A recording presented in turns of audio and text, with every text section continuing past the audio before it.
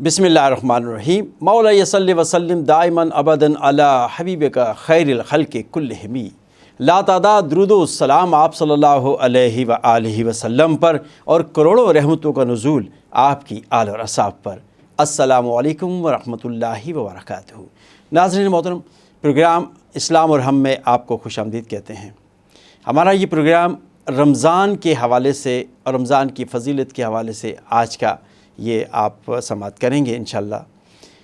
अल्लाह तबारक व तआला ने कुरान मजीद में इरशाद फरमाया, या अय्युहल्लज़ीना आमनू कुतिबा अलैकुमुस्सियामु कमा कुतिबा अलल्लज़ीना मिन क़ब्लिकुम लअल्लकुम तत्तक़ून, कि ए ईमान वालो, तुम पर रोज़े फ़र्ज़ किए गए हैं जैसा कि तुमसे पहली उम्मतों पर फ़र्ज़ किए गए, ताकि तुम्हें तक़वा हासिल हो, परहेज़गारी हासिल हो। इसी हवाले से इसी मौजू पर आज हम गुफ्तगू करेंगे। हमारे स्टूडियो में तशरीफ़ फरमा है हज़रत अल्लामा सूफ़ी अब्दुल लतीफ़ हज़ारवी साहब। अस्सलाम वालेकुम। वालेकुम अस्सलाम व रहमतुल्लाहि व बरकातुहू। और आपके साथ तशरीफ़ फरमा है हमारे इंतहाई मोहतरम, इंतहाई मुकर्रमी जनाब प्रोफेसर अज़ीज़ अहमद बैग साहब। अस्सलाम वालेकुम। वालेकुम अस्सलाम व रहमतुल्लाहि व बरकातुहू। आप दोनों अहबाब को खुश आमदीद। कैसे हैं हज़रत आप? अल्हम्दुलिल्लाह अल्हम्दुलिल्लाह। हज़रत आप खैरियत से? जज़ाकल्लाह। रमज़ान करीम, अल्लाह तबारक व तआला ने इसकी फ़जीलत तो कुरान मजीद से कि इस आयत की रोशनी में बता दी कि जिस तरह के पहले लोगों पर फ़र्ज़ किए गए थे, ताकि ये नया कुछ नहीं है, ये पहले भी होता रहा है। तो आज हमारा इस सवाल ये बनता है कि रमज़ान, एक तो इसके मानी, लफ्ज़ी मानी क्या बनेंगे, इस्तिलाही मीनिंग क्या बनेंगे, इस पर भी हम गुफ्तगू करेंगे। और इसके साथ साथ हम ये भी गुफ्तगू करेंगे कि ये जो अहकामात हैं, जिस तरह अभी रोज़े के हवाले से हमारे ऊपर जो फ़र्ज़ किया गया है और इसके फ़राइज़ क्या हैं, वाजिबात क्या हैं, किस तरह रोज़ा टूटता है, किस तरह रोज़ा जो है कि इसकी क़ज़ा क्या है, इसके दूसरे मसाइल क्या हैं, क्या पहली उम्मतों पर भी यही रहे हैं, क्या इसकी क़ज़ा जज़ा यही रही है या इसमें कोई तब्दीली थी, इस पर हम गुफ्तगू करेंगे। और इससे पहले कि हम अपने मौजू की जानिब आएँ, हज़रत आपसे ये सवाल हम कर रहे हैं कि ये बताइए कि रमज़ान के मीनिंग क्या बनेंगे, यानी कि इसका कुरान मजीद के हवाले से या इस्तिलाही मानी या इसका लफ्ज़ी मानी क्या बनता है? बिस्मिल्लाहिर्रहमानिर्रहीम। अल्लाहुम्मा सल्लि अला सय्यिदिना व मौलाना मुहम्मदिन मस्दरिलहू फिलहू लिलहू मिनलहू व अला आलिही व अस्हाबिही व सल्लम। जी मेरे भाई मोहम्मद ज़ुबैर अलवी साहब, माशाअल्लाह बड़ा अच्छा सवाल किया आपने। असल में ये लफ्ज़ रमद से बना है, रा मीम द्वाद, ये इसका मसदर है रमदान। माने के एतबार से इसका माना है गर्मी, गरम, यानी ये गुनाहों को जलाने वाला है, इसीलिए इसको रमदान कहा जाता है। रमदान जी, रमदान कहा जाता है। और चूँकि हकीकतन इसमें जो अज़मत इसको हासिल है, यूँ तो बेशुमार इसके अवामिल हैं, लेकिन जो हकीकी अज़मत है वो ये है कि रमज़ान शरीफ हर दौर में हज़रत आदम अलैहिस्सलाम के बाद से लेकर ताजदार आलम सरवर कौन व मकां हुज़ूर पुर नूर सल्लल्लाहु अलैहि वसल्लम की ज़ात अक़दस तक जितने भी अंबिया और रसूल दुनिया में तशरीफ़ लाए, उन्हें जो कुतुब और सहाइफ़ मिले, तो रब्बे करीम ने वो रमज़ान शरीफ के महीने में नाज़िल फरमाए। सुभान अल्लाह, ये इसकी फ़जीलत, जी फ़जीलत ख़ास है। और कुरान करीम ने इसको बयान किया, शहर रमज़ान अल्लज़ी उन्ज़िल फ़ीहिल क़ुरआन। रमज़ान शरीफ का महीना वो है कि जिसमें अल्लाह का मुक़द्दस कलाम कुरान मजीद का नुज़ूल हुआ। सही। और चूँकि कुरान करीम बिनफ़्सिही तमाम कुतुब समाविया और तमाम सहाइफ़ का मजमुआ है, तो इस एतबार से भी, और इसलिए कि अल्लाह ताला के जितने भी कलाम दुनिया में आए वो इसी महीने के अंदर आए। अब उसका सबब क्या है? रब्बे करीम की जब तजल्लियात को हम देखते हैं तो उसकी कुल यौमिन हुआ फ़ी शान, हर दिन उसकी एक शान है और उसकी बेपनाह तजल्लियात हैं। ये अल्फाज में हम उसको बयान नहीं कर सकते। हज़ारों, 70,000 या उससे भी ज़्यादा तजल्लियात हैं रब्बे जलील की, हर आलम के लिए, हर जहान के लिए तजल्ली है। लेकिन उसने जो अपने बंदों को अपनी एक तजल्ली ख़ास से नवाजा, वो क्या है? وہ ہے اس کے کلام کی تجلی. ہوں تجلی کلام کہ اللہ تعالیٰ اپنے بندوں سے مخاطب ہے, اپنے بندوں سے گفتگو فرماتا ہے, انہیں اپنے کلام کے شرف سے مشرف فرماتا ہے. صحیح. انہیں وہ نور جو اس کے کلام کا نور ہے, ہوں اپنے اس نور کی تجلی بصورت کلام اپنے بندوں کو عطا فرماتا ہے.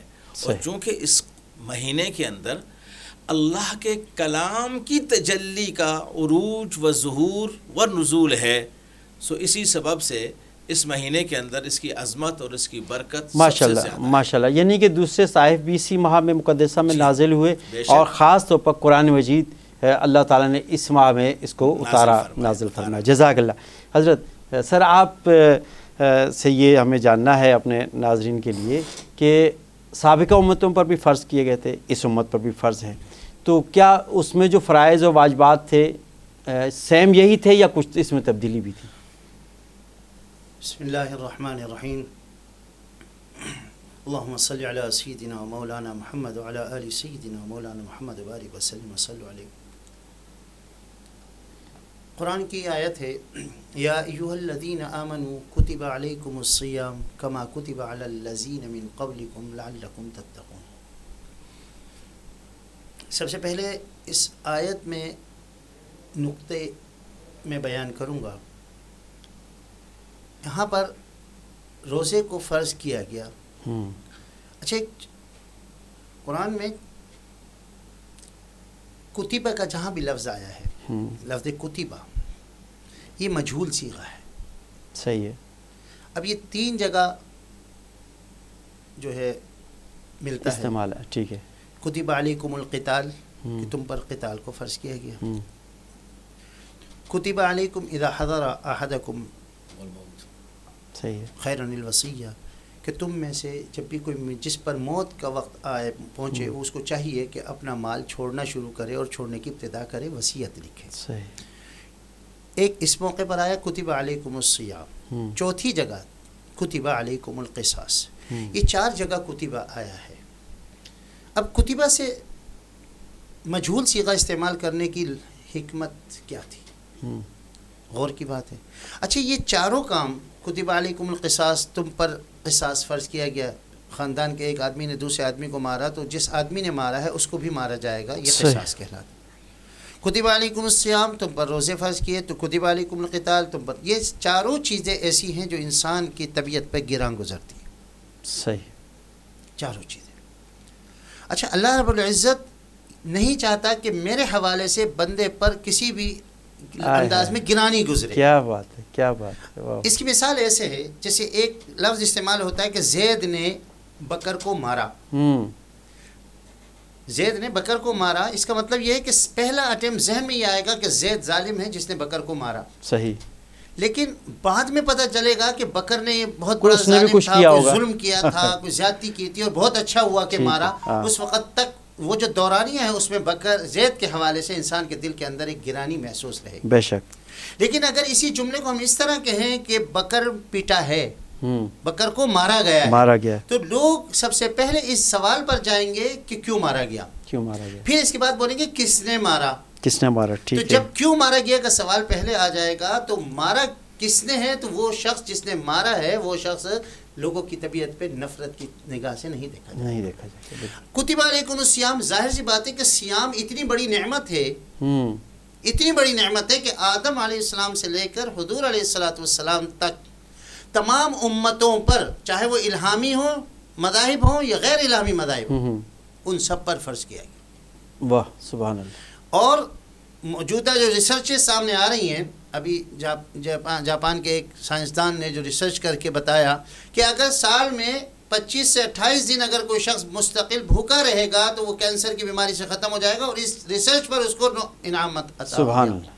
اب یہ یعنی کتنی بڑی نعمت. اب جب یہ نعمت کا پتہ چلا تو پتہ چلا کتب علیکم الصیام, روزے فرض کیے گئے, پتہ کس نے فرض کیے, تو پتہ اللہ نے. تو اللہ کی ذہن میں جو گرانی تھی وہ ختم ہو. یہی تینوں اور جگہوں پر حکمتیں ہیں. وصیت میں بھی یہی حکمت ہے. قتال میں بھی آپ کو پتہ ہے کہ قتال کا مقصد کیا ہوتا ہے کہ ظلم و جبر کو ختم کرنا.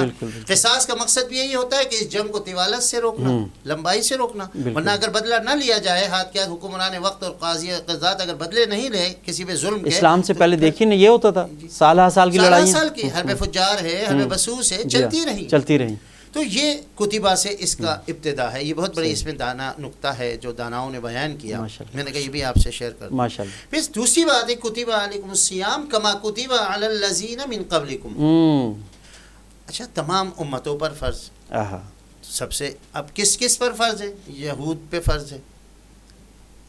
سنت ابراہیمی میں یہ فرض تھا, ان کو دیا گیا تھا. اسی طرح جو یہود تھے ان پر فرض ہے. عیسائیوں پر ہے. جی عیسائیوں, ان کی جو توریت ہے مختلف قسم کی. لاوین توریت کا 3 باب میں آیت نمبر 26 کہ بھئی 3 مہینے کی, تشری کتاب کا نام ہے تشری, 7ویں مہینے کی 10ویں تاریخ کو وہ روزہ لازمی رکھتے ہیں. اور جی اس کو یوم عاشر کہا جاتا ہے. یوم عاشر 7ویں مہینے کی 10ویں تاریخ کو وہ روک رکھتے ہیں. اس کی کیا وجہ ہے؟ اس کی وجہ یہ ہے وہ اس کو ان کی زبان میں یم کپور کہا جاتا ہے. اچھا, یم کپور مقصد یہ, اس دن آپ نے دیکھا ہوگا کہ ہمارے یہاں مسلمانوں میں بھی یہ چیز مروج ہے کہ ہم بکروں کے صدقے, پیسوں کے ویلے, اسی طرح مرغیوں کے صدقے, تو یہ اس دن مرغی بھی اپنے اوپر سے وارتے ہیں. اور آپ نے دیکھا ہوگا ذرا صاحب جائیں دیکھیں تو وہ یوں وارتے ہیں, وارنے کے بعد اس مرغے کو جلا دیتے ہیں. یہ اس دن انتہائی اپنے سابقہ گناہوں کی معافی مانگتے ہیں اپنے رب تعالیٰ سے. یہ ان کا روزہ ہوتا ہے. اچھا, ان کا اسی طرح ہندو مذہب ہے, اس میں بکرمی جو مہینہ ہے یہ ان کا روزے کا مہینہ ہے. اور اسی طرح ان کے ہاں جو ایک روزہ جو شادی شدہ عورتیں سہاگنیں کہلاتی ہیں ان پر فرض ہے, جس کو کڑوا چوک کا ورت کہتے ہیں. وہ عیسائیوں پر 40 روزے اس وقت فرض تھے.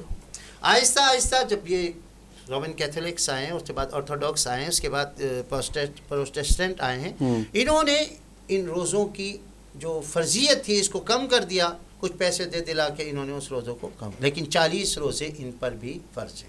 ٹھیک ہے, یعنی فدیہ وہ بھی دیتے تھے. وہ بھی فدیہ دیتے. اچھا, اب آہستہ آہستہ یہ آیا جو کیتھولک وغیرہ آئے ہیں, جو بعد میں پروٹسٹنٹ آئے ہیں, انہوں نے کہا یہ ہم ان مذہب کی بندشوں میں نہیں رہنا چاہتے, آزاد ہونا چاہتے ہیں, تو ان کے یہاں نفلی روزے کی کانسیپٹ کریٹ ہو گیا. لیکن اس کے فوائد یکساں ہیں, چاہے وہ آدم علیہ السلام سے لے کر حضور علیہ السلام تک, جسمانی روحانی فوائد یکساں ہیں. صحیح.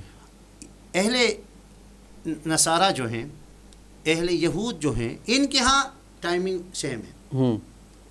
کیا ٹائم ہے کہ مغرب کے بعد افطار کریں گے, اور جیسے ہی افطار روکیں گے اس کے بعد سے دوسرے دن کا روزہ شروع ہو جائے گا, یعنی 24 گھنٹے. یہ 24 گھنٹے کا روزہ رکھ رہے ہیں. ٹھیک ہے.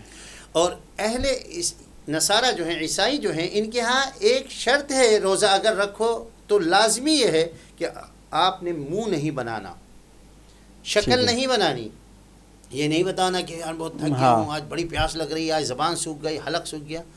ہمارے ہاں یہ حرام نہیں ہے یہ کہنا, لیکن ہمارے ہاں اسلام میں یہ چیز منع ہے کہ اس طرح نہ کیا جائے کہ آپ نے اگر روزہ رکھا ہے تو دنیا کو گاتے پھریں, میری تو زبان سوکھ گئی, آج تو یہ ہو گیا وہ ہو گیا. اس طرح مطلب ان تمام مذاہب میں یہ روزے ہیں. اور اس زمانے میں جو نظر مانی جاتی تھی حضرت مریم علیہ السلام, انی نذرت للرحمن صوما فلن اکلم اليوم انسیا. صحیح. انہوں نے بولا میں نے نظر مانی ہوئی ہے, آج میں کسی سے بات نہیں کروں گی, رکوں گی. تو صوم کے جو ابتدائی معنی ہیں, جو بنیادی معنی ہیں, وہ ہے کسی بھی اختیاری کام جو کیا جا سکتا ہے اس سے رک جانا. ٹھیک ہے. اب صوم کے جو تصور دیا, سب سے پہلے ایک تو یہ حکمت آ گئی کہ کتبہ سے اللہ رب العزت نے اپنے اوپر آنے والی گرانی جو ذہنوں میں آ رہی ہے اس کو ہٹایا. صحیح. اس کے بعد رکنا ہے, آپ نے اپنی اختیاری کاموں سے رکنا ہے جو آپ کر سکتے ہیں. صحیح ہے. اور یہ وہ کام ہے جس کے اوپر کوئی بھی قدغن نہیں ہے, کوئی بھی رکاوٹ نہیں ہے. صحیح. اسی وجہ سے اللہ رب العزت کی جو حدیث قدسی ہے, فرمایا الصوم لی وانا اجزی بہ. یہ روزہ میرے لیے ہوتا ہے. صحیح. کیونکہ آپ پوری دنیا کو بتا دیں روزہ ہے اور آپ کے اندر روزہ نہیں ہے, تو آپ کو پتہ ہے کہ روزہ نہیں, اور آپ کے رب کو پتہ ہوتا ہے کہ روزہ نہیں. صحیح.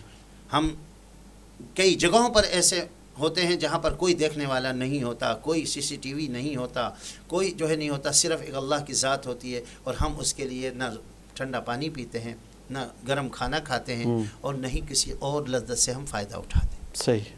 تو یہ رکنے کا نام روزہ ہے۔ اب مقصد کیا ہے؟ لعلکم تتقون، کیوں؟ تاکہ تم تقوی اختیار کرو۔ یعنی کہ سب سے اہم بات یہ، یعنی کہ روزہ تو رکھ رہے ہو، بھوکے بھی ہو، پیاسے بھی ہو، لیکن اس کے پیچھے کوئی نہ کوئی مقاصد ہیں۔ مقاصد، تو مقصد واحدہ جو ہے وہ ہے تتقون۔ واہ واہ۔ جب تتقون کا، اب تتقون کیا چیز ہے؟ تتقون قرآن میں 3 مطلب صورتوں میں آیا ہے۔ ایک تو ہدی للمتقین پر آگے کہ یہ قرآن ہدایت ہے ان لوگوں کے لیے جو تقوی اختیار کرتے ہیں۔ دوسری جگہ آیا اللہ رب العزت نے عمومی انسانوں کو کہا فاتقوا اللہ ما استطعتم، جتنی تمہاری استطاعت ہے اتنا تقوی اختیار کرو۔ صحیح۔ اور تیسری جگہ فرمایا واتقوا اللہ حق تقاتی یا ایھا الذین آمنوا اتقوا اللہ حق تقاتی، اے ایمان والو اتنا تقوی اختیار کرو جتنا تقوی کا حق ہے، جتنا حق ہے۔ حق ہے۔ صحیح۔ تو اب تقوی کا حق کیا ہے؟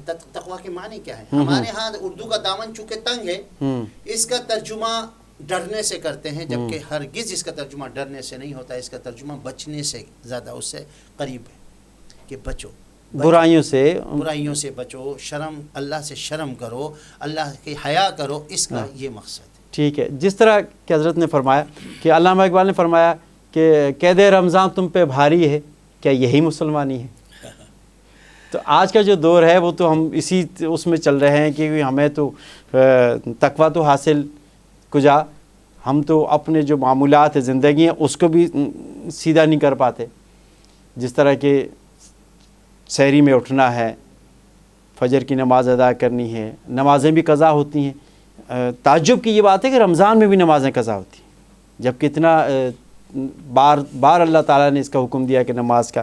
تو آپ یہ فرمائیے کہ جس طرح کہ حضرت نے فرمایا کہ پچھلی امتوں پر بھی فرض تھا اور اس طرح انہوں نے رکھا، اور جو مستحب ان کے بھی تھے وہ ہمارے ہاں بھی آج کل پائے جاتے ہیں۔ تو جب ہم روزے کی نیت کرتے ہیں وَبِصَوْمِ حَدٍ نَوَيْتُ مِنْ شَهْرِ رمضان، تو یہ صبح جو نیت کرتے ہیں تو اگلے دن کی ہم نیت کر رہے ہوتے ہیں، تو دن تو وہی ہوتا ہے۔ جی ماشاءاللہ، اچھی بات آپ نے کی۔ وَبِصَوْمِ غَدٍ نَوَيْتُ مِنْ شَهْرِ رمضان، چونکہ روزے کی ابتدا جو ہے سحری کے وقت تک ہے، انتہا سحری کے وقت کی لفظ، روزے کی جو انتہا ہے وہ سحری کے وقت تک ہے۔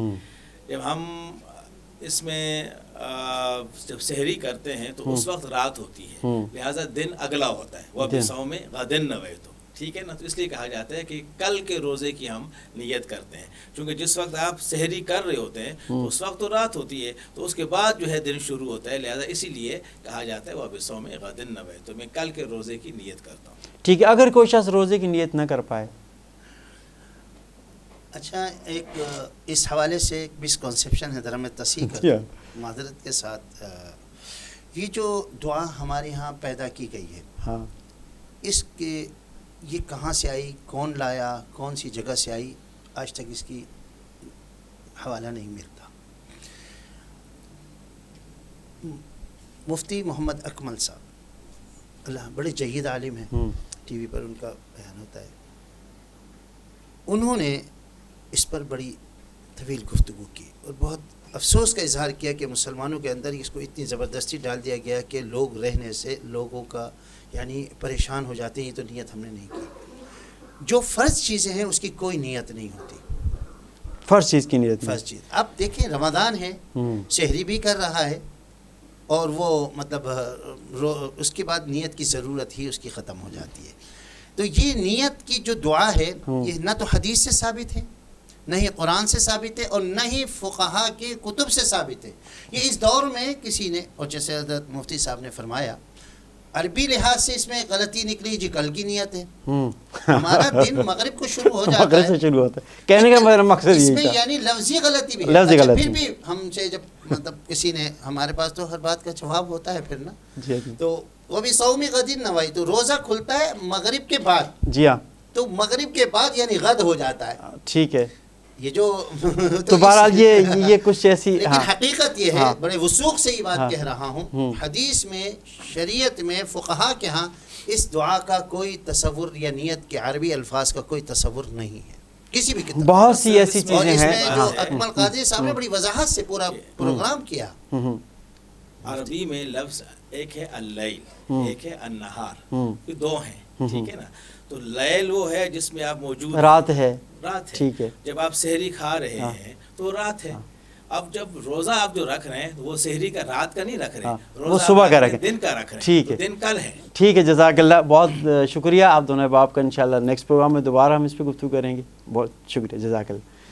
ناظرین، آج کے اس پروگرام میں ہم نے کوشش کی رمضان کی فضیلت کے حوالے سے کہ سابقہ امتوں پر کیا تھا اور موجودہ کیا ہے، اور روزے کی نیت کے بارے میں بہت اچھا امپورٹنٹ کوشچن ریز ہوا. آپ فیصلہ آپ نے کرنا ہے. اپنے میزبان زبیر علوی کو اجازت دیجیے. فی امان اللہ.